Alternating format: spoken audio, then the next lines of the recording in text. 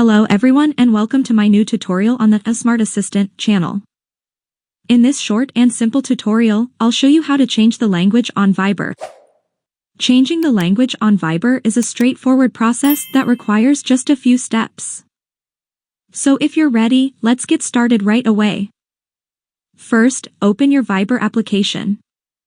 After that, in the bottom right corner of the screen, tap on the three dots. Once you've done that, now find the Settings option and tap on it. In the Settings menu, choose General. In this section, tap on a language. Now simply select the language you want and then tap on the check mark in the top right corner to confirm your choice. And that's all there is to changing the language on Viber.